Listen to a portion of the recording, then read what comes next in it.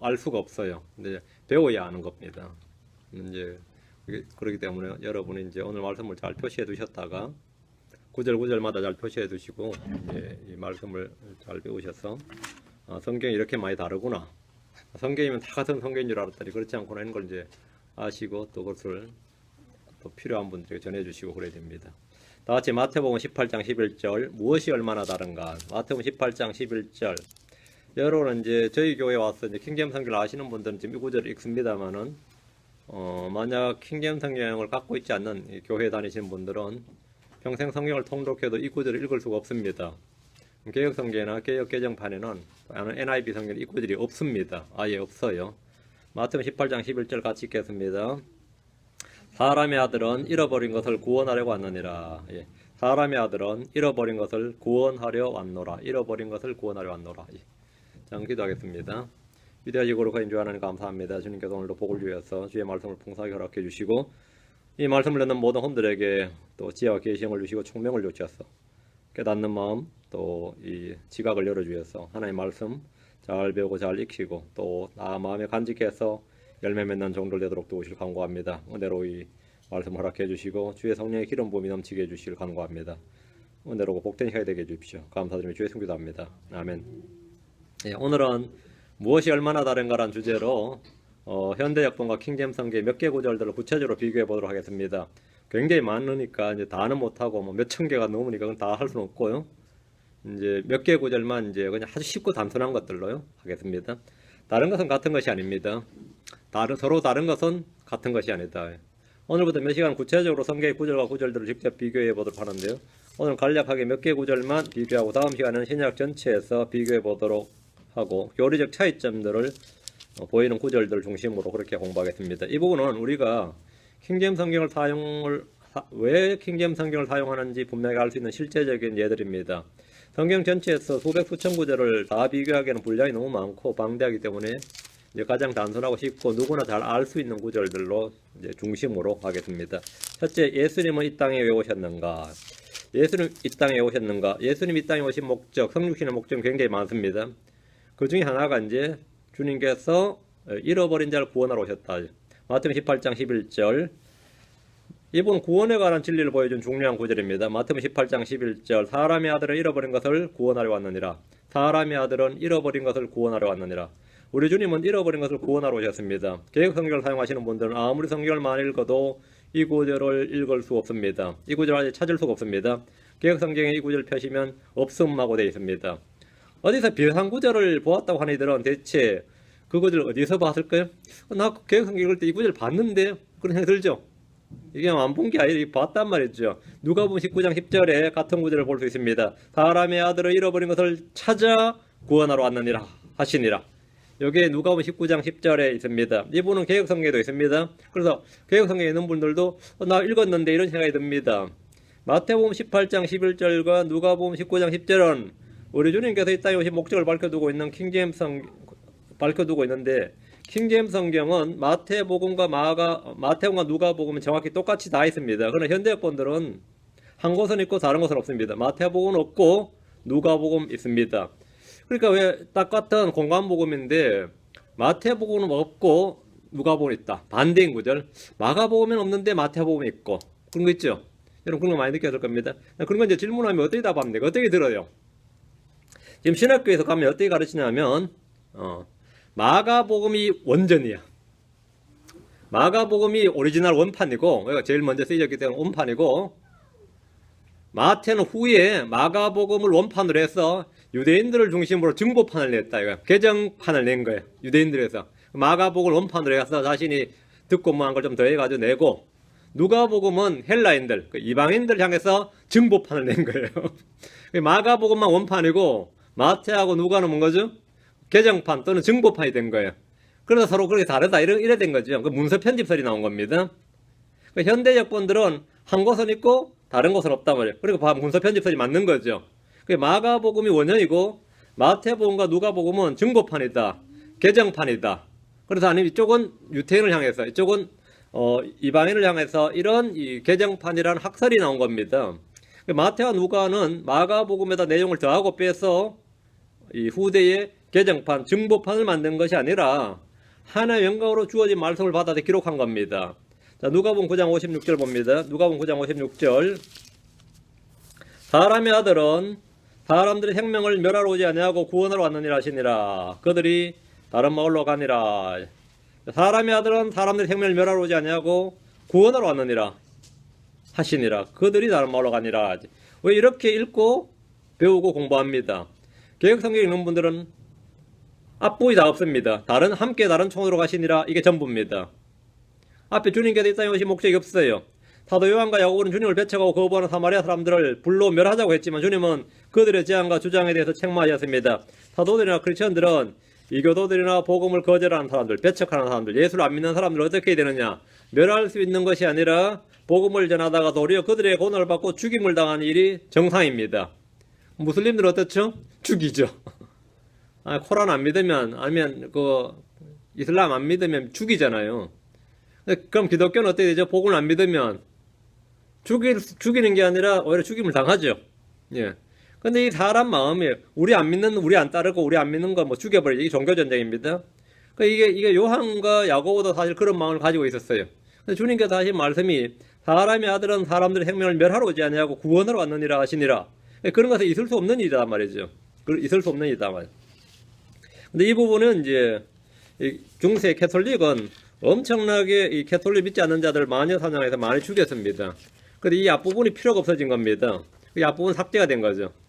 이 앞부분 삭제해버리고 그냥 다른 마을로 가니라 해야 된 겁니다. 마태복음 9장 13절. 그 앞부분을 삭제해버리면 어떻게 되는 거죠? 사도 요한과 야고보가 사마리아를 멸하자고 한 것이 어떻게 된 거죠? 합리화가 되는 거죠.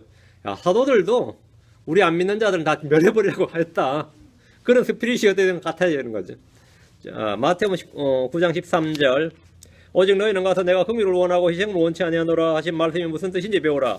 나는 의로운 자들을 부르지 아니하고 죄인들을 불러 회개하게 하려고 왔노라 하시니라. 죄인들을 불러 회개하게 하려고 왔노라. 이게 주님 오신 목적입니다. 우리 주님은 의로운 자를 부르지 않으셨습니다. 주님은 죄인들을 불러 회개하게 하려고 오셨습니다. 모든 죄인들은 다 회개가 필요합니다. 구원을 위해서는 회개가 필수였습니다. 회개 없는 구원, 회개 없는 부르심은 없습니다. 현대 기독교는 회개 없는 구원, 회개 없는 복음을 전하는데 이는 그들의 성경에서 회개를 제거해버렸기 때문입니다. 이분을 개혁으로 보면 너희는 가서 내가 긍휼을 원하고 제사를 원치 아니하노라 하신 뜻이 무엇인지 배우라. 내가 의인을 부르러 온 것이 아니요 죄인을 부르러 왔노라 하시니라. 이렇게 읽었죠. 익숙하죠 다들.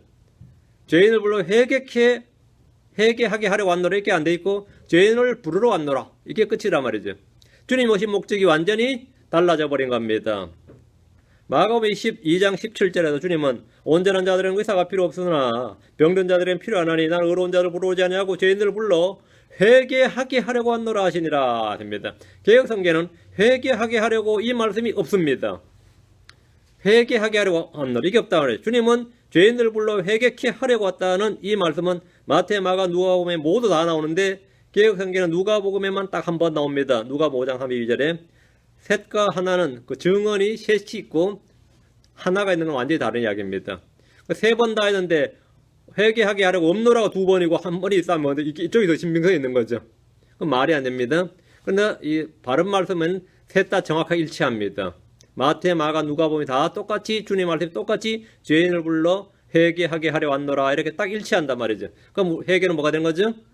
예, 부르심이나 구원의 핵심 필수 요소가 되는 거죠. 예. 두 번째, 예수님은 누구를 위한 희생물이 되셨는가? 예수님이 누구를 위한 희생물이 되셨는가? 예수님께서 누구를 위해 죽으셨습니까? 예수님은 온 백성을 위해 죽으셨습니다. 자기 민족을 위해 죽으셨어요. 유대인의 대제사장이었던 가야바는 예수님을 죽이자고 하면서 요한복음 11장 50절 51절 봅니다. 요한복음 11장 50절 51절 그해 대제사장이었던 가야바입니다. 또 한 사람이 백성을 위해 죽어서 온 민족이 멸망하지 않게 되는 것이 우리에게 유익한 줄을 깊이 생각하지 아니한도다 하더라. 그는 스스로 이 말을 하지 아니하고 그해 대제사장이므로 예수님께서 그 민족을 위해 죽으실 것을 대언하되 그 민족을 위해 죽으실 것 같았죠. 예수님은 자기 백성에게 오셨고 자기 민족을 위해 죽으셨습니다. 그러나 예수님은 유대인 이스라엘 민족을 위해서만 죽은 것이 아닙니다. 온 세상을 위해서 죽으셨습니다. 52절 그분께서 그 민족만을 위해 죽지 아니하시고 그 민족이 누구죠? 그 민족만 할 때 그 민족 유대인이죠. 예, 그 민족만을 죽지 아니하시고 널리 흩어진 하나님의 자녀들 함께 모아 하나가 되게 하려고 죽으실 것을 대언하였더라. 온 세상을 위해 죽으셨단 말이죠. 예수님은 세상 모든 사람을 위해 죽으셨습니다. 예수님은 경건치 않은 자들을 위해 죽으셨습니다. 로마서 5장 6절에 우리가 아직 힘이 없을 때 그리스도께서 정하신 때가 되어 경건치 아니한 자들 위해 죽으셨느니라. 경건치 아니한 자들 위해 죽으셨느니라. 예수님은 우리를 위해 죽으셨습니다. 로마서 5장 8절에 우리가 아직 죄인이었을 때 그리스도께서 우리를 위해 죽으심으로 하나님께서 우리를 향한 자신의 사랑을 당당히 제시하시느니라. 주님께서는 누구를 위해 죽으셨냐? 그 민족을 위해 죽으셨고 온 세상을 위해 죽으셨고 경건치 아니한 자들 위해 죽으셨고 우리를 위해 죽으셨다. 우리를 위해 죽으셨다. 데살로니가전서 5장 10절 데살로니가전서 5장 10절에도 말하기를 그분께서 우리를 위해 죽으셨으니 이것은 우리가 깨어있든지 자고 있든지 자신과 함께 살게 하려 함이라. 성경은 예수님께서 우리를 위해 죽으셨다는 사실을 분명하게 말씀해주고 있습니다. 주님은 하나님 어린 양으로 우리를 위해 희생물이 되셨고 희생당하셨습니다. 자, 여기까지 해도 고린도전서 5장 7절 고린도전서 5장 7절 이건 너무나 당연한 지식이죠. 우리에게 너무나 상식이에 불과한 너무나 당연한 이야기입니다. 고린도전서 5장 7절 그러므로 너희는 누룩 없는 자들인즉 새덩어리가 되기 위하여 묵은 누룩을 제거하라. 우리의 유월절 어린 양 곧 그리스도께서 누굴 위하여? 우리를 위하여 희생물이 되셨느니라. 그리스도께서 우리를 위하여 희생물이 되셨느니라. 예수님께서 우리를 위해 죽으셔서 희생물이 되셨다는 것이 성경의 진리입니다. 이것이 대속의 핵심입니다. 자, 개혁성경을 비롯한 현대분들 보면 비슷하긴 하지만 뭔가 다릅니다. 고린도전서 5장 7절을 여러분 개혁을 읽으면 너희는 누룩 없는 자인데 새덩어리가 되기 위하여 묵은 누룩을 내어버리라. 우리의 유월절 어린 양 그리스도께서 희생이 되셨느니라. 뭐가 없어요? 뭐가 빠졌죠? 우리를 위하여가 없죠. 그리스도께서 죽으셨다. 그리스도께서 희생이 되셨다는 말은 사실 의미가 없는 말입니다. 우리를 위하여 희생이 되셨다. 우리를 위하여 죽으셨다가 의미 있는 말입니다. 그 죽음이 누구를 위한 것이고 무엇을 위한 것인가 그 점이 중요합니다. 이것이 킹제임스 성경과 현대권의 차이입니다. 우리는 누구를 믿어야 되는가? 우리는 누구를 믿어야 구원받습니까? 너무나 상식적인 것 같습니다. 다 쉽고 단순한 진리예요. 우리는 누구를 믿어서 구원받느냐 물으면 다 알죠. 예수를 믿어야 구원받습니다. 하나님을 믿어서 구원받는 게 아니라 예수 그리스도를 믿어야 구원받습니다.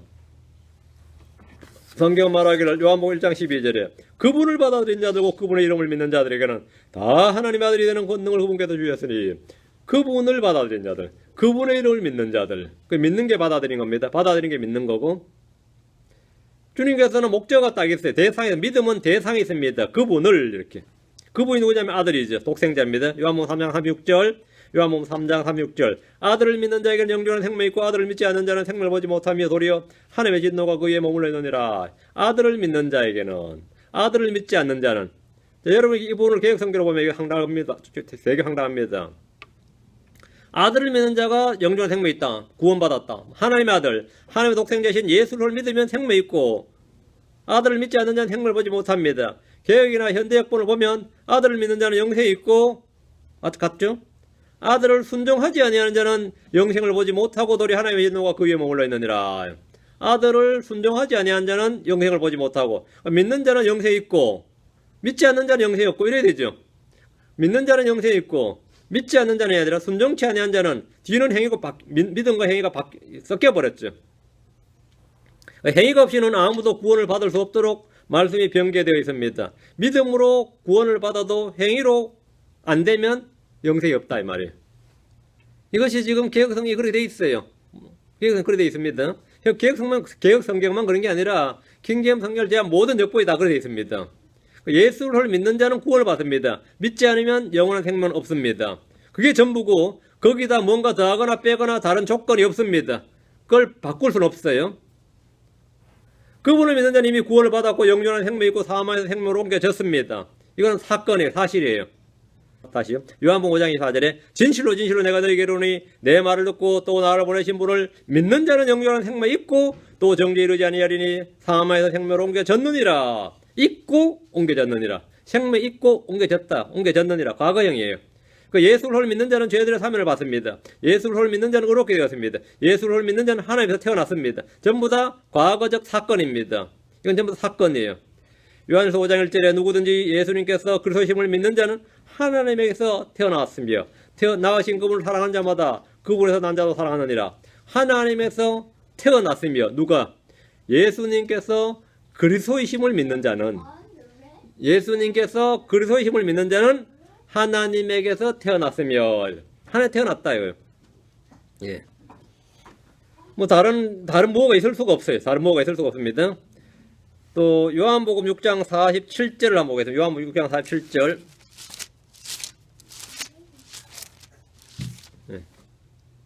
진실로 진실로 내가 너희에게 이르노니 나를 믿는 자에게는 영존한 생명이 있느니라.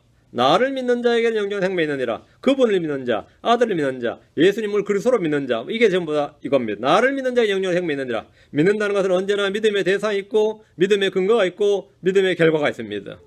우리가 믿는 것은 예수 그리스도와 그분이 행하신 일과 그분의 말씀입니다. 예수는 언제나 나를 믿으라고 말씀하였습니다. 대언자들이나 사도는 언제나 그분을 믿으라고 말씀합니다.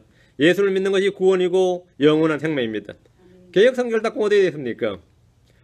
개혁성경 진실로 진실로 너희에게 이르노니 믿는 자는 영생을 가졌나니 누구를 믿는 자? 나를 믿는 자, 그분을 믿는 자. 이게 for us, for me, 뭐 for thee 목적 없습니다. 그분을 믿는 자든지 나를 믿는 자든지 뭐가 있어야 되는데 믿는 자가 다 영생을 가졌다면 모든 종교가 다 영생이 있는 거죠. 뭘 믿고 누구를 믿는다는 말이 없다 이 말입니다. 이것은 범신론으로 통하는 길입니다. 이것은 범신론으로 통하는 길이에요. 그 에큐메니칼로 통하는 구절들이란 말이죠. 그 개혁에도 성경에도 보면 믿는 자는 다 영생이 있다고 그랬다요. 뭘 믿든지 상관없다고. 그렇지 않습니다. 예수를 믿지 않으면 구원이 없습니다. 뭘 믿고 누구를 믿느냐, 그것이 가장 중요한 겁니다. 우리는 역본들의 사소한 실수나 오류를 끄집어내서 흠을 잡는 것이 아니라 성경에 대한 이런 분명한 진실을 알아야만 속지 않게 됩니다. 주의 말씀을 부패시키는 사람들이 너무나 많기 때문입니다. 다음 네 번째 볼 것. 사도적 권능은 누구에게 있는가? 사도적 권능은 누구에게 있는가? 예수님은 자신의 사도에게 병 고치는 권능과 마귀를 쫓아낼 수 있는 권능을 주었습니다. 복음 전파를 명하시면서 두 가지를 우리는 복음만 전파하죠. 근데 복음 전파와 동시에 사도들에게 두 가지 권능이 주어졌어요. 병 고치는 권능과 마귀를 쫓아낼 수 있는 권능이었습니다. 마태복음 10장 11절. 마태복음 10장 1절. 마태복음 10장 1절. 그분께서 자기 12제자를 부르사 그들에게 부자한 영들을 대적하며 그들을 내쫓으며 온갖 종류의 질환과 온갖 종류의 질병을 고치는 권능을 주시니라. 그 사도들은 못 고치는 병이 있어요? 없어요? 없습니다. 왜? 온갖 종류의 질환과 온갖 종류의 질병이라고 그랬으니까 뭐 에이즈든 암이든 뭐든 돌림병이든 미친 자든 뭐 상관없어요. 모든 질환 모든 질병을 다 고칠 수 있습니다. 그게 사도적 권능입니다. 그 말씀만 전파하는 게 아니라 그 권능을 가지고 있었어요. 그리고 부자한 영들을 제압하는 권능, 쫓아낼 수 있는 권능이 있었습니다. 12사도는 부자한 영들을 대적하며 내쫓을 수 있습니다. 온갖 종류의 질환과 온갖 종류의 질병을 고치는 권능이 있습니다. 이것을 성경 뭐라냐면 사도의 표적 이렇게 말합니다. 이것을 성경 사도의 표적이라는데 마가복음으로 갑니다. 좀 더 구체적으로 나옵니다. 16장 17절 18절. 마가복음 16장 17절 18절. 주님께서 성천하시면서 오히려 더 강화가 됐어요. 이 사도적 권능은 더 이 두 가지 이상이죠. 마가복음 16장 17절 18절. 믿는 자들은 이런 표적들이 따르리니 곧 내 이름으로 그들이 마귀들을 내쫓으며 새 언어들로 말하며 뱀들을 집어올리며 어떤 치명적인 것을 마실지라도 해를 받지 아니하며 병든 사람들에게 안수하면 그들이 나으리라 하시더라. 손언지면 낫는다는 겁니다. 병든 자들이 안수하면 이 말이 뭐냐면 손언지면 이 말이에요. 손언지면 나으리라 이 말이에요. 어떤 치명적인 것을 마실지라도 해를 받지 아니하며, 이것은 모든 크리스천들에게 주어진 권능이 아니라 주님께서 사도들에게 주신 권능입니다. 우리는 사도들을 통해 일어난 표적과 기사와 권능을 많이 볼 수 있는데 오늘날 자칭 사도들, 거짓 사도들이 이런저런 속임수로 자신들이 사도들인 것을 드러내는 걸 봅니다. 자신들이 사도들이 다 이렇게 드러내는데 다 거짓말입니다. 사도행전 2장 43절, 5장 12절. 또 하나의 거짓말은 뭐냐면 예수를 믿으면 누구나 다 이런 것을 할 수 있어야 된다고 또 믿는 부류가 있습니다. 모든 크리스천들은 사도들처럼 이런 거 흉내라도 낼 수 있어야지 크리스천이지, 이거 못하면 크리스천 아니라고 믿는 사람들도 있어요. 이것도 거짓말, 저것도 거짓말입니다. 사도행전 2장 43절. 모든 혼위의 두려움이 임하고 사도를 통하여 많은 이적과 표적들이 일어나더라. 누굴 통했어요? 사도들을 통하여. 표적과 이적은 누굴 통해 일어났느냐? 사도들을 통하여 일어났습니다. 뒤로 와서 5장 12절. 사도들을 통하여 백성 가운데 많은 표적들과 이적들이 일어나매 누굴 통해서요? 사도들의 손을 통하여. 사도들의 손을 통하여. 그들이 다 한마음이 되어 솔로몬의 주랑에 섰고 표적과 기사는 모든 신자들이 아니라 사도들을 통해서 사도들의 손을 통해서 일어난 사건입니다. 오늘날 은사주의자들은 이런 사실을 애써 외면하면서 자신들이 이런 권능이 있는 것처럼 자랑합니다. 자신들이. 한국에도 이런 분 한 분 계시죠. 한 명 이렇게 해서 성공하면 말이죠. 그 따라하려고 그 아류들이 막 나타납니다. 아류들이 막 나타나면 또 가끔 또 여기 또 나왔다는 사람이 있어요. 나왔다는 사람이 있어요. 미국에도 엄청 많이 있었습니다. 그 자신들이 사도의 조건이 있는 것처럼.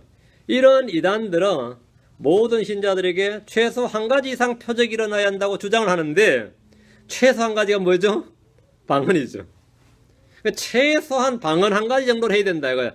다른 것도 하면 좋지만 최소 방언 한 가지 정도 이상은 일어나야 이 사람이 성령의 기름 부음 받았고 성령 인칭을 받았고 이 사람은 진정한 신자다 이렇게 주장을 하는데 그것은 완전히 거짓말입니다. 자, 성경을 봅니다. 사도행전 14장 3절. 사도행전 14장 3절. 사도의 표적은 누구에게 주어졌는가? 사도행전 14장 3절. 그러므로 그들이 오랫동안 머물며 주 안에서 담대하게 말하며 그분께서 그들의 손으로 표적들과 이적들 행하게 하라 하사. 그분께서 그들의 손으로, 그들이 누구죠? 사도들이죠. 자신의 은혜의 말씀에 증거를 주시니라. 성경은 사도들의 손으로 표적들과 이적들을 행하게 하나님 허락하셨습니다. 누구를 통해서요? 사도들을 통해서. 크리스천이라면 이런 권능을 다 소유하거나 다 소유할 수 있다고 주장하는 것은 전혀 성경적이지 않습니다. 전혀 성경적이지 않아요. 사도의 표적들은 사도들에게 주어진 것이기 때문입니다. 고린도서 12장 12절. 진실로 내가 너희 가운데서 모든 인내와 표적들과 이적들과 능한 행위들로 사도의 표적들을 행하였노라. 사도의 표적들 여기 얹어라. 사도 바울은 사도의 표적을 했다. 그럼 다른 사람이 하면 안 됐죠. 사도가 아닌 사람이 하면 사도의 표적이 아닌 거죠. 그 신자의 표적이겠지. 사도의 표적들 이렇게 나옵니다. 병을 고치고 마귀들을 내쫓는 이런 권능에 대해서 마태복음에는 있지만 마가복음에는 없다 이거예요. 주님께서 마태복음 10장에 분명히 사도들에게 병 고치는 권능을 줬는데 마가복음 펴보면 그 말 없다는 거예요. 마가복음이 복음서들이 제일 먼저 기록되는데 복음서들의 기준이라 이거예요. 복음서의 기준이고 복음 모델이기 때문에 마가복음에 없는 것이 마태복음이나 누가복음에 기록되어 있다는 것은 후대에 첨가되었다는 것이 오늘날 성경을 불신하는 신학자들이 하는 일입니다. 오늘날 주류신학교에서 학생들에게 가르치는 게 바로 이런 거예요. 그럼 마가복음에는 없습니까? 자, 마가복음 갑니다. 3장 14, 15절. 마가복음 3장 14, 15절. 그들 성경에 없겠죠. 우리 성경에 있어요. 마가복음 3장 14, 15절. 그분께서 12를 임명하셨으니 이것은 그들이 자기와 함께 있게 하고 또 친히 그들을 보내서 복음 선포도 하며 병 고치는 권능과 마귀들을 내쫓는 권능도 가지게 하려 하시더라. 이게 뭐죠? 사도의 표적들이죠. 병 고치는 권능과 마귀들을 내쫓는 권능도 가지게 하려 하십니다. 킹제임 성경을 보면 마태복음에 있는 말씀이 그대로 마가복음에 있습니다. 그렇죠? 마태복음에 있는 말씀이 마가복음에 그대로 있어요. 근데 마가복음 3장 15절을 개역으로 보면 귀신을 내어 쫓는 권세도 있게 하려 하심이라. 이게 끝입니다. 앞에 뭐가 빠져 있어요. 예. 주님은 사도들을 이스라엘 각 도시로 보낼 때 병 고치는 권능을 주시지 않는 것으로 되어 있습니다. 그 마태복음은 나중에 이스라엘 사람들에게 필요한 증거판을 낼 때 넣었다 이거예요. 그래서 성경에 대한 이 성경의 무호성, 영감성 이런 것에 대해서 믿음을 완전히 깨버린 거죠. 성경은 사람들의 편집본이라 이런 거죠. 우리는 성경을 하나님의 영감 주신 것이다. 마태복음보다 먼저 기록된 마가복음에 없다는 것이 성경 변개자들의 주된 공경용 소재가 됩니다. 그런 강의 많이 들었어요. 참 한심한 강의죠. 참 한심한 강의죠. 자, 5번째. 형제들의 범법을 용서하라. 형제들의 범법을 용서하라. 잘 보셔야 됩니다. 킹제임 성경 신자들은 이 성경을 통독을 한번 하면 여기에 대해 굉장한 부담을 갖게 됩니다. 예. 하나님 말씀이 워낙 강력하기 때문에 용서는 기도보다 먼저 될 일이다. 용서는 주님께 드린 예물, 제단에 헌물을 드리는 것보다 먼저 해야 될 일로 나옵니다. 마태복음 5장 23절 24절에 그러므로 내가 내 예물을 제단으로 가져오다가 너를 대적할 어떤 일이 내 형제에게 있음을 거기서 기억하거든 내 예물을 거기에 제단 앞에 두고 예물 앞에 두고 말이죠. 내 길로 가서 맨 먼저 내 형제와 화해하고 그 뒤에 와서 내 예물을 드리라. 그 형제와 화해, 형제와 용서가 재단에 예물 드리는 것보다 먼저다 이거예요. 그 예물 드리려고 하다가 헌물 드리려고 하다가 생각이 탁 났어. 그러면 헌물 드리고 나서 하지 뭐가 아니라 거기서 스탑하고 형제와 화해하고 와서 헌물 드리라 이 말이에요. 이게 용서 횟수는 무한 반복입니다. 베드로가 몇 번까지 용서해줘야 되냐 물었을 때 몇 번에 용서해야 되는지 물었을 때 주님께서 내가 내게 이르노니 7번까지가 아니라 70번씩 7번까지 하라 이렇게 말씀하셨습니다. 형제 사랑이 왕가의 법이요 새 명령이듯이 형제를 용서하는 일, 형제와 화평하고 화해하는 일은 우리 자신에게 주어진 명령이고 의무입니다. 이거 설교하면서 제가 다 찔리지. 나도 한 명하고 지금 못하고 있는 사람 하나 있는데, 그래서 제가 그러지. 그건 화해할 문제가 아니라 분리해야 될 문제니까, 그건 됐어. 그건 때려치우고. 근데 우리가 형식적으로 용서해서는 안 됩니다. 문제는. 형식적으로. 저도 누구하고 좀 화해하라고 하면 때는 이걸 한 사람은 좀 걸려요. 저 자신도. 형제를 용서하는 일은 내가 죽게 용서받는 일입니다. 이 킹잼성 읽으면 그래요. 마태복음 18장 35절. 여러분, 제가 욕먹고 산다는 것을 여러분 너무 부끄러워하지 마세요. 이게 지금 바른 길을 가고 있다는 증거야. 지금도 저희 교회 나온 분들 나가면, 지금도 그래요. 유목과 사랑 없다고 난리시고요.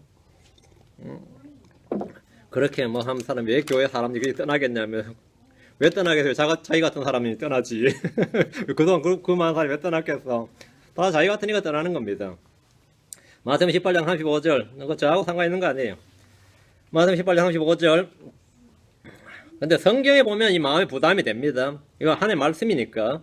그러므로 너희가 각각 마음으로부터 자기 형제에게 그들의 범법을 용서하지 않으면 내 하늘 아버지께서도 너희에게 이같이 하시리라 하시니라. 어때요 말씀이?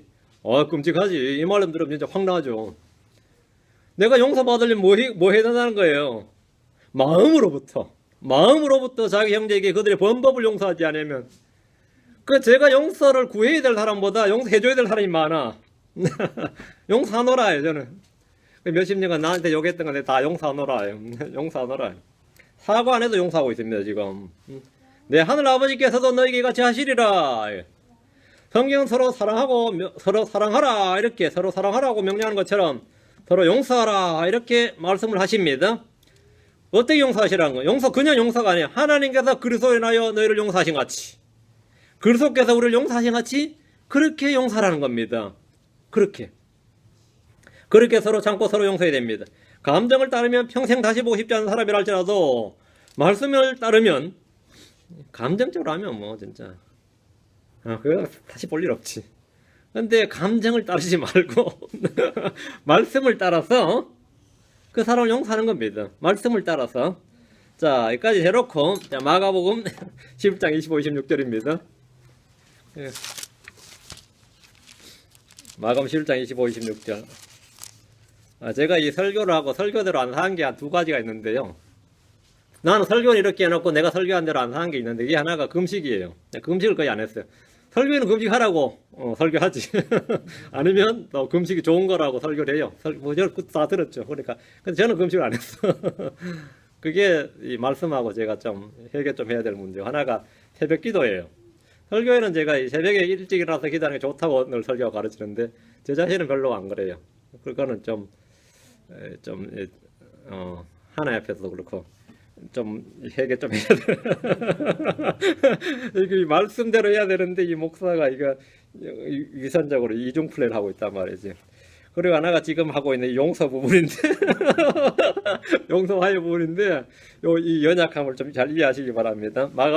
웬만하면 용서합니다. 근데 행여나 여러분 생각에 누가 엄청 씹는데 그 사람 용서했나 그러면 제 편에서는 없어요. 지금 제 편에서 제가 걸리는 사람 거의 없으니까 여러분 신경 쓰지 마세요.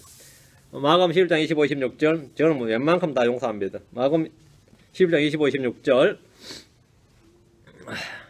너희가 서서 기도할 때에 누구를 대적하는 것이 너희에게 있거든 용서하라. 기도할 때 누가 대적할 거든 용서하라고요. 그리하여 하늘에 계신 너희 아버지께서도 너희에게 너희 범법을 용서하시리라. 그러나 너희가 만일 용서하지 않으면 하늘에 계신 너희 아버지께서도 너희의 범법을 용서하지 아니하시리라 하시니라. 굉장히 강력하죠. 킹제임스 성경 말씀에 따르면 이거 엄청난 말씀이에요, 지금. 우리가 다 읽는 사람이 다 부담이 되죠. 엄청나게. 이 말씀은 형제간의 화해와 용서가 얼마나 중요한지 보여주는 말씀인데 개역성경의 이 구절을 딱 보면 참 좋아요. 왜 좋은지 아세요? 26절 보면 없음하고 돼 있어요. 없음하고 돼 있다고. 얼마나 좋아요. 26절이 없어요. 그러니까 앞 25절까지만 있고 26절은 용서 안 해줘도 용서하라는 명령이 있는데 용서 안 해줘도 뭐가 없다고. 용서하라는 말씀은 있는데 용서하지 않으면 어떻게 된다는 심판의 말씀을 완전히 제거해버렸습니다. 형제를 용서하라는 말씀이 순종하기 어렵다고 해서 그 말씀을 빼버린다, 삭제해버린다, 제거해버린다는 것은 참으로 황당한 일이 아닐 수 없습니다. 근데 개역성경을 보면 없어요. 네, 없어요. 그래서 크리스천들 용서 잘 안 하죠. 크리스천들 화해시키기 얼마나 어렵냐 말도 못합니다. 차라리 세상 사람들 같으면 만나서 술 한잔 마시고 임마 니 그러면 안 된다 그러고 뭐 이러면서 웬만하면 해결되거든요. 자식 되게 꽁하네 그러고 뭐 다신 걸지 마라 화해하자 하고 막수 한번 하고 끝나고 말이죠. 다음에 밥 한잔 먹자 뭐 밥 한 그릇 먹자 뭐 술 한잔 마시자 하면 그걸로 화해됩니다. 웬만한 일은. 근데 크리스천들은 하늘 갈 때까지 잘 해결 안 됩니다. 하늘 갈 때까지. 하늘 갈 때까지 해결이 안 돼요. 얼마나 이게 꽁하고 하는지. 왜 그러냐면 화해하는 걸 몰라서 그래요. 내가 하는 겁니다. 어떻게 의지적으로 하는 겁니다. 내 감정적으로 하는 게 아니라 해주면서 감정이 안 풀릴 수 있는데 그래도 하는 겁니다. 뭘로 한다고요? 감정으로 하는 거 아닙니다. 우리 말씀에 따라 하는 거지. 감정에 따라 하면 뭐 패주고 싶지. 누가 뭐 화해 청하고 용서해도 가정스럽다 그러고 막 그래요. 뭐 진심이 안 담겼다느니 뭐 눈물을 흘리면 악의 눈물이라 그러고 말로 하면 뭐해 뭐라 그러고 뭐 어떻게 평화하더라도 인정 안 해버립니다. 응? 인정한다. 최근에 어떤 그 사건을 만났는데 그래도 근데 중재 잘못하면 말이야 중재선은 양쪽에 다 공격받고 말이죠. 이래저래 막 죽어나지. 자, 우리는 원수들 어떻게 돼야 되는가? 우리는 원수들 어떻게 돼야 되는가? 자, 킹제임 성경의 가르침과 개역 성경의 가르침은 완전히 달라요. 뭐가 그렇게 다르냐 싶어도 여러분들이 인식하든 하지 못하든 실제 비교해보면 그 차이가 말도 못합니다. 마태복음 5장 44절. 마태복음 5장 44절. 주님은 성도들이 원수들을 어떻게 돼야 하는지 말씀해 주셨는데 네 가지를 말씀하셨어요. 마태복음 5장 44절 보세요. 본도를 매겨놓으세요. 나는 너희에게 이르노니 너희 원수들을 사랑하며 너희를 저주하는 자를 축복하고 너희를 미워하는 자들에게 선을 향하며 악의를 품고 너희를 나누며 너희를 핍박하는 자들을 위해 기도하라. 네 가지죠. 주께서 말씀하신 걸 정리하면 네 가지입니다. 너희 원수들을 사랑하라. 너희를 저주하는 자들을 축복하라. 너희를 미워하는 자들에게 선을 행하라. 악의를 품고 너희를 나누며 너희를 핍박하는 자들을 위해 기도하라. 동사만 해보세요. 그러면 사랑하라, 축복하라, 선을 행하라, 기도하라 하면 그렇죠? 이것이 성도들이 주께 받은 명령입니다. 원수들에게, 대적들에게 미워하는 자. 그냥 미워하는 것도 아니에요. 악의를 모르고 무지 가운데 미워하는 게 아니라 악의를 품고 대적하는, 핍박하는 자들. 이런 사람들을 위해서 말하는 기도하라 이거예요. 이것이 성경의 명령입니다. 이 구절은 육신을 가진 사람들이 할 수 있는 일이 아닙니다. 이거 할 수 있다면 뭐 이런 문제가 안 터지죠 아예. 그래서 예수님께서 내 안에서 행하시는 대로 내가 행할 때만 가능한 일입니다. 이분을 개혁으로 보면 참 좋아요. 두 개가 빠져 있거든요. 나는 너희에게 이르노니 너희 원수를 사랑하며 너희를 핍박하는 자를 위하여 기도하라. 이게 답니다. 너희를 핍박하는 자도 앞에 없어요. 악의를 품고 핍박하는 자. 그냥 핍박하는 자하고 그건 전혀 다른 이야기죠. 여기는 주께서 명령한 말씀 중에 절반 이상이 빠져 있습니다. 우리 원수를 어떻게 돼야 되는가? 하나님의 말씀에 있는 그 기록대로, 이 말씀대로 해야 됩니다. 말씀대로. 7번째입니다. 예수님은 누구에게로 가셨는가? 예수님은 누구에게로 가셨는가? 누구에게 가셨어요? 우리는 예수님 십자가에 죽으신 뒤에 어디로 가셨는지, 누구에게로 갔는지 압니다. 성경이 말하기를 그분의 몸은 요셉의 동굴무덤으로 옮겨졌습니다. 예수님의 몸은 동굴무덤으로. 그분의 혼은 어디로? 지옥으로 갔습니다. 사도행전 2장 21절 31절. 이제 다음에 킹제임 성경만 발견되는 진리할 때 이제 지옥에 관한 뭐 바른 조명을 주는 성경 뭐 이거 할 것 그때 한번 깊이 있게 다룰 겁니다. 오늘은 그냥 9절만 보세요. 사도행전 2장 27절 31절. 이는 주께서 내 혼을 지옥에 남겨두지 아니하시고 주의 거룩한 자가 석을 보지 아니하게 하실 것이기 때문이니이다. 예수님은 우리의 죄가 되시고 저주가 되셨어 우리를 대신해서 지옥에 가셨습니다. 예수님은 우리를 위해 죽을 맛보셨고 그 혼이 지옥의 고통을 감당하셨습니다. 31절. 또 이것을 미리 보아서므로 그리스도의 부활에 대하여 말하기를 그의 혼이 지옥에 남겨지지 아니하였고 그의 육체도 썩음을 보지 아니하였느니라 하셨느니라. 두 가지를 말하죠. 혼과 몸이죠. 혼은 지옥에 남겨지지 않았고 일어났다고, 몸은 떡지 않았고, 그래서 부활하셨다고요. 두 가지 다가 부활해야 되죠. 그 몸은 그대로고 혼만 부활했다. 그 말이 안 되는 거죠. 그래서의 부활은 그의 혼이 지옥에 남겨지지 않고 그의 육체가 썩을 보지 않고 일어나는 것이 부활입니다. 개역 성경을 보면 이런 진리를 아무리 읽어도 발견할 수가 없습니다. 예수님이 지옥에 갔다는 구절 자체가 없기 때문입니다. 사도행전 2장 27절과 31절을 개역으로 보면 이게 나오질 않아요. 이는 내 영혼을 음부에 버리지 아니하시며 주의 거룩한 자로 썩음을 남지 않게 하실 것이므로다. 이게 개역 성경입니다. 그 주님께서 내 영혼을 음부에 버리지 아니하시며 하니까 지옥 갈 일이 아예 없는 거죠. 지옥에 안 갔다 이 말이죠. 그 지옥에 가서 부활했다는 것하고 지옥에서 나왔다는 것하고 아니 지옥에 안 갔다는 것하고 이건 완전히 정반대 구절이라고. 계획에 따르면 주님의 영혼은 음부에 버리지 않으셨다 이렇게 합니다. 음부로 가지 않았다는 겁니다. 아예 지옥에 간 사실이 없어요. 킹제임 성경에 따르면 지옥에 가셨는데 정반대란 말이죠. 자, 한 구절 더 봅니다. 요한복음 16장 16절. 요한복음 16장 16절. 제가 뭐 이렇게 성경한다고 해서 뭐 개혁으로 구원 못 받는다 그런 말은 아니에요. 저도 개혁 성경으로 구원 받았고 그걸 신앙생활 했습니다. 오랫동안. 근데 이 가장 중요한 진리로 나아가는 길에서 문제가 있다는 겁니다. 요한복음 16장 16절.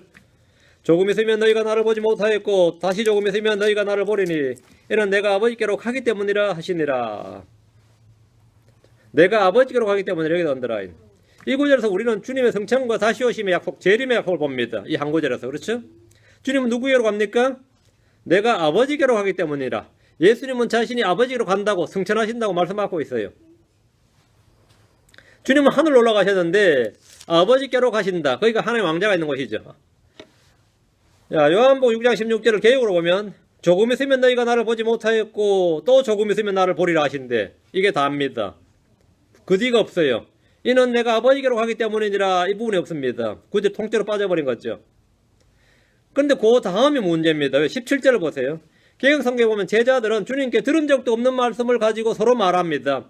요한복음 16장 17절에 제자 중에서 서로 말하되 우리에게 말씀하신 바 조금 있으면 나를 보지 못하였고 또 조금 있으면 나를 보리라 하시며 또 내가 아버지께로 감이라 하신 것이 무슨 말씀이뇨? 여기 나오잖아요. 제자 들었다고. 또 내가 아버지께로 감이라 하신 것이 예수님이 뭐라고 말씀하셨다고요? 또 내가 아버지께로 감이라 하니까 제자들이 그 말 듣고 이게 무슨 말이냐 이렇게 자기들끼리 말했는데 개역에는 16절에 그게 없으니까 제자들은 예수님 하지도 않은 말씀 가지고 의논한 꼴이죠. 하지도 않는 말 가지고 이게 무슨 말이냐. 아니, 말이 안 되죠. 이 구절에 따르면 16절에 주님이 내가 아버지께로 가기 때문이라 하는 말씀이 반드시 있어야 된다 이거죠. 반드시 된다. 반드시 있는 성경을 찾으니까 뭐냐? 킹제임 성경이란 말이죠. 다른 성경은 없단 말이죠. 없다는 말은 뭐죠? 잘못됐단 말이죠.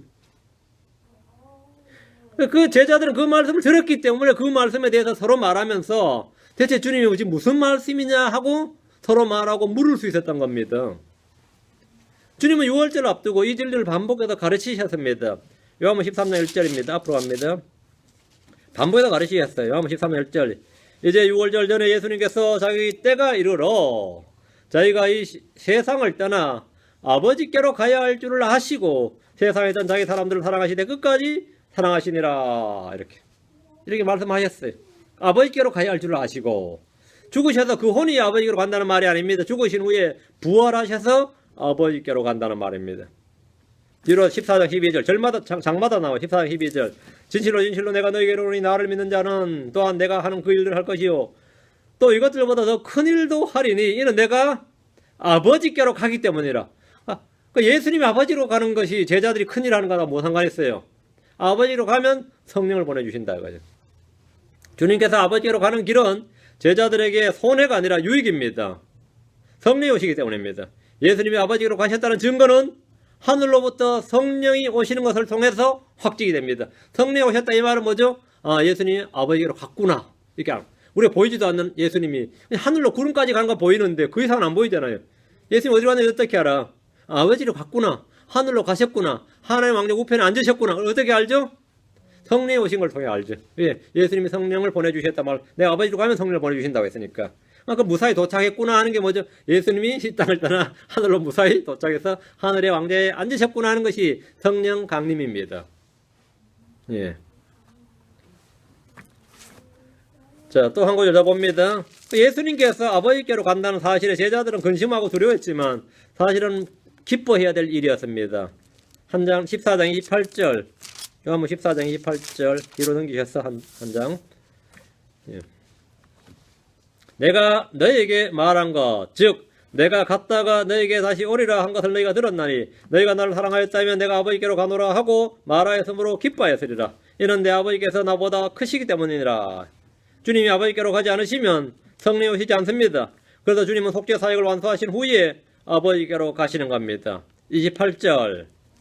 내가 아버지로부터 나와 세상에 왔고 다시 세상을 떠나 아버지께로 가노라 하시니라. 내가 아버지로부터 나와 세상에 왔고 다시 세상을 떠나 아버지께로 가노라. 아버지께로 간다. 아버지로부터 와서 아버지께로 간다 이거예요. 이를 통해서 주님은 어디로 가셨는지 누구에로 가셨는지 정확히 알 수 있습니다. 다음 8번째입니다. 땅과 거기에 충만한 것은 누구의 것인가? 누구 겁니까? 예수님 거죠. 예수는 하늘과 땅의 주이시며 하늘과 땅의 모든 권능을 다 소유하고 계십니다. 그 소유하고 계신다 이게 주란 뜻입니다. 소유주, 창조주, 주할 때 주가 소유권을 갖고 계신다 그죠? 주님은 창조주이시며 그것을 소유한 주인이십니다. 고린도전서 10장 28절. 예수님이 이 땅의 소유주라고 한다면 예수님 뭐가 되는 거죠? 창조주가 되죠. 창조주가 된다는 말은 예수님이 창세기 1장을 째다온 바로 그 하나님이란 말입니다. 구약에 계시던 하나님이 예수님이란 뜻이 돼요. 그것은 이 많은 종교인들에게는 상상할 수 없는 일이죠. 고린도전서 10장 28절. 그러나 어떤 사람이 너에게 이르되 이것은 우상들에게 희생물로 바친 것이라 하거든 그것을 알게 한 사람과 양심을 위해 먹지 말라. 땅과 거기에 충만한 것은 주의 것이니라. 땅과 거기에 충만한 것은 뭐라? 주의 것이니라. 예수님이 누구라는 겁니까? 주 하나님이시다. 그런데 이 구절을 개역으로 보는 사람들은 이 말씀을 볼 수 없습니다. 개역으로 보면 누가 너에게 이것이 재물이라 말하거든 알게 한 자와 및 양심을 위하여 먹지 말라. 피리어드. 그래서 끝입니다. 땅과 거기에 충만한 것은 주의 것이니라 이게 없습니다. 마지막에 가장 중요한 말씀이 빠지고 없는데 예수님이 하늘과 땅의 주이시며 땅과 거기에 충만한 모든 것이 주의 것, 그분의 것이라는 사실, 이 진리, 예수님이 바로 주 하나님이라는 사실을 입증해 주기 때문에 예수님의 신격과 하나님의 힘을 부인하고 불신하는 이들이 이 구절을 없애버린 겁니다. 통째로 빼버린 겁니다. 이것은 unholy hands, 어떤 손이 이 작업을 하는 거죠. 하나님의 말을 부패케 하는 자들, 변개시키는 자들이 있습니다. 바로 마귀의 사역자들이 강력하게 활동하고 있는 겁니다. 우리 하나님의 말씀을 맡은 하나님의 사역자들이 있는 것처럼 마귀도 자신의 사역자들, 자신의 일꾼들이 있습니다. 마귀는 자기의 천사들이 있습니다. 사탄은 자신의 해당이 있습니다. 마귀도 자신의 교사들이 있습니다. 거짓 사도들이 있고 거짓 대언자들이 있고 거짓 교사들이 있고 거짓 사역자들이 있고 당연히 사탄의 성경도 있습니다. 사탄의 해당도 있고 당연히 있죠. 회중도 있고. 예. 그렇기 때문에 우리는 분별하는 겁니다. 지금 이걸 하나하나 분별하는 겁니다. 예수님이 주 하나님이라는 사실을 밝혀주는 성경이 바른 성경입니다. 그런 분이 자꾸 격화되고 빠지고 이래 되면 그건 바르지 않는 성경입니다. 그건 하나님의 말씀이 아닌 겁니다. 그게 그거라 싶어도 그것은 알곡과 가라지만큼 차이가 나는 겁니다. 그런 차이가 나는 거죠.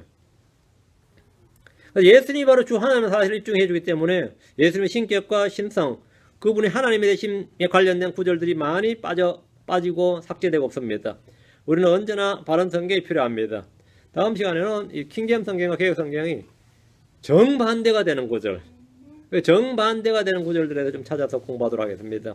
완전히 이 두 성경은 도저히 비슷한 뜻도 아니다. 이거는 정반대가 된 뜻이다. 이런 것을 이제 좀 공부하도록 하겠습니다. 잠깐 기도하겠습니다.